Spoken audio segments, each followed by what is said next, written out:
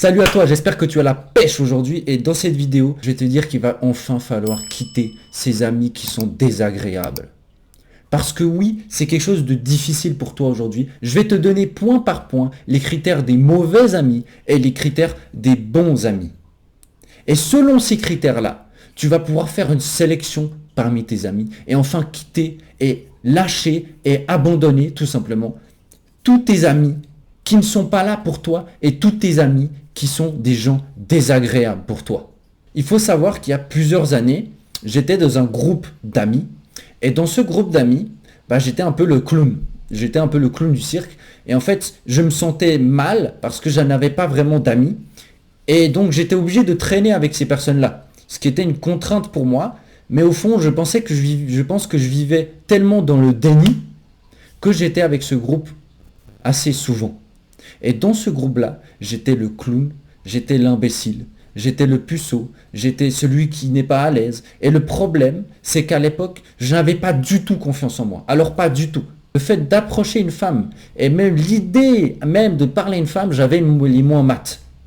En fait, j'idéalisais tellement les femmes, j'avais les femmes sur un piédestal énorme, que je n'osais même pas aborder les femmes. Même regarder une femme, je détournais le regard de peur qu'elle me voie. C'était des périodes difficiles et je n'avais pas du tout confiance en moi. Le fait de dire non à quelqu'un, c'était difficile.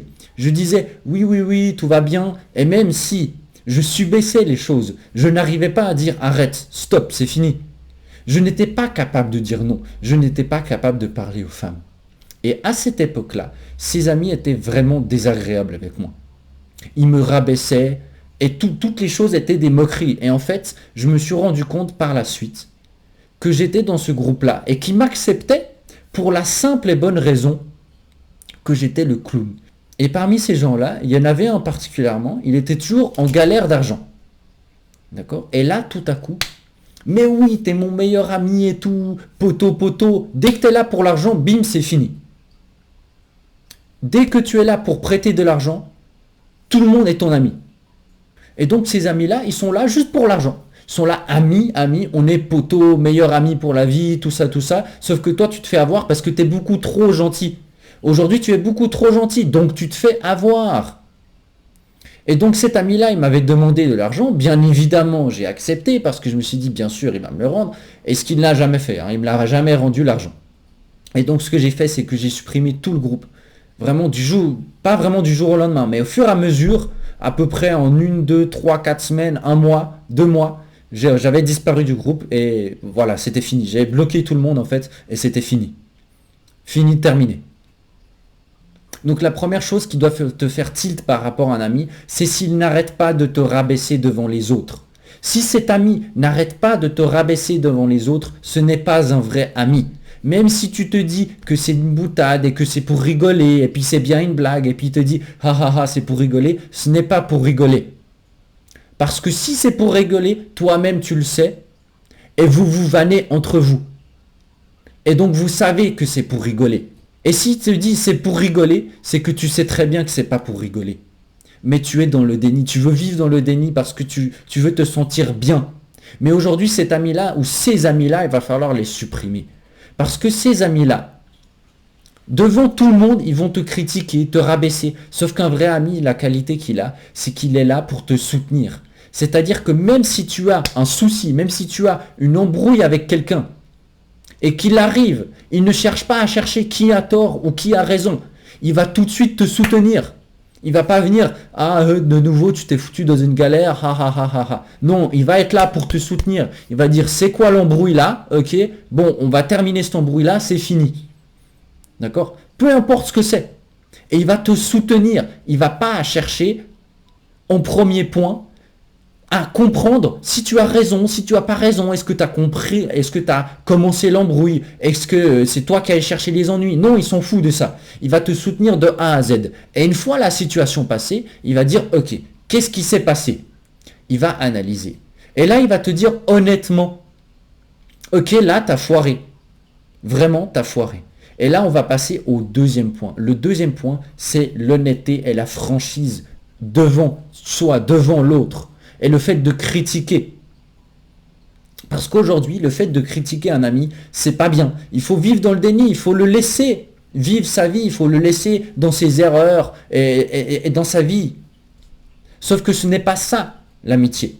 Il faut aujourd'hui que tu critiques ton ami et il faut aujourd'hui que tu acceptes la critique de ton ami. Parce que si ton ami te critique et te dit ça, ça va pas, reprends-toi en main parce que là, tu es en train de te relâcher. Si aujourd'hui, il voit que tu prends du poids et qu'il te dit, ok, il va falloir que tu reprennes le sport parce que là, ça va pas. Ok, je te le dis honnêtement, je vois que tu es en train de prendre du poids, je m'inquiète pour ta santé. Ok, t'es pas motivé, c'est pas grave. Vas-y, viens, on va s'inscrire ensemble à la salle et on va ensemble à la salle. Et je vais checker, t'inquiète pas, si t'es allé à la salle de sport. Et si t'es pas allé, je vais être derrière toi. Ça, c'est un vrai ami. Il est derrière toi.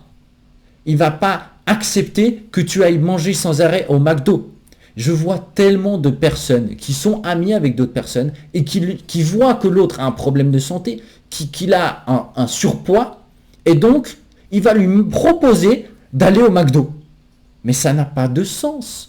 Oui, mais je l'aime, et puis vu que c'est un ami proche, et puis blablabla, blablabla. Non, je m'en fous. Ça n'a pas de sens. Si tu as un ami qui va au McDo et tu vois qu'il est en train de prendre du poids de plus en plus, tu vas pas lui proposer d'aller au McDonald's. Ça n'a pas de sens. Tu vas lui dire, ok, écoute, aujourd'hui, je sais que tu as envie au McDonald's, mais vas-y, viens, on va manger quelque chose de sain, quelque chose de bien. Et vas-y, cet après-midi, on va aller à la salle de sport. Et même s'il n'a pas envie, tu essaies de le pousser. Et même s'il n'a pas envie d'aller à la salle de sport, tu essaies de lui dire, ok, on va faire autre chose. La natation peut-être, ou telle chose. Mais tu vas le soutenir et tu vas le critiquer, tu vas jamais le lâcher dans son souci. Le dernier point à savoir, c'est que malheureusement, avec ces critères-là, tu vas perdre beaucoup d'amis. Tu vas devoir te séparer de pas mal de personnes. Ça va être difficile. Ça a été difficile pour moi, je te l'avoue. Ça va être difficile, mais je sais, et tu sais au fond de toi que c'est la bonne chose. Mais tu le fais pas parce que c'est difficile, parce que ça engage un dilemme en toi. Parce qu'en fait, tu as un côté qui dit, mais après, je vais se retrouver tout seul, mais en même temps, ça me rassure quand même, mais en même temps, je sais que ces personnes ne sont pas bien pour moi. Et là, il va falloir que tu pousses. Il va falloir que tu sautes dans l'inconnu. Il va falloir que tu te bouges. Parce que si aujourd'hui tu vas avoir des relations de qualité, il faut et tu dois quitter ces relations. Tu ne peux pas faire différemment, tu n'as pas le choix. Tu dois faire telle sorte, tu dois quitter ces relations. Il n'y a pas d'autre possibilité. Même si ça te fait mal, même si tu sais que c'est vraiment difficile, fais-le. C'est le meilleur conseil que je puisse te donner et c'est la meilleure chose à faire. Parce qu'après, tu vas te retrouver avec des personnes de qualité et des amis de qualité. Tu peux aligner 100 Twingo sur l'autoroute, aucune Twingo ne pourra faire du 300. Par contre, tu mets une Ferrari, elle pourra faire du 320, 350. Eh bien, c'est ça l'exemple. Même si tu as 100 Twingo, tu ne pourras pas aller aussi vite, tu ne pourras pas aller aussi loin. Et aussi, les Ferrari, c'est plus rare. Donc un ami bien est rare, mais un ami rare va t'apporter beaucoup plus de choses et va t'aider à aller beaucoup plus loin dans ta vie. Donc tu as deux choix. Soit tu restes dans ton confort et tu te rassures et tu te dis que ta vie va bien et que tes amis, mais oui, c'est vraiment tes amis. Et tu restes dans cette page-là. Soit tu prends enfin conscience de la chose, et si tu avais déjà conscience, prends ton courage à deux mains. Ça en vaut la peine, ça en vaut tellement la peine, c'est la meilleure aventure à vivre. C'est de laisser certaines personnes, de suivre un autre chemin, et les chemins se séparent, et c'est normal que les chemins se séparent. Ça fait partie de la vie, mais cela va te permettre d'avoir, au lieu d'avoir 100 Twingo, d'avoir 3 Ferrari. Mais ces Ferrari vont t'apporter beaucoup plus que les 100 Twingo que tu as à côté. Et n'oublie pas que si tu veux transformer ta vie aujourd'hui, la première chose à faire, c'est de passer massivement à l'action. J'espère que tu as toujours la pêche, que la vidéo t'a plu. Si tu veux voir mes prochaines vidéos, n'hésite pas à m'abonner, moi ça me soutiendrait et surtout toi, ça te permettrait de bien suivre les vidéos et de bien suivre le message et de pouvoir transformer ta vie. De pouvoir prendre confiance en toi, de pouvoir être plus à l'aise avec les femmes, de pouvoir aussi plus t'aimer. Et nous, on va se revoir dans une prochaine vidéo.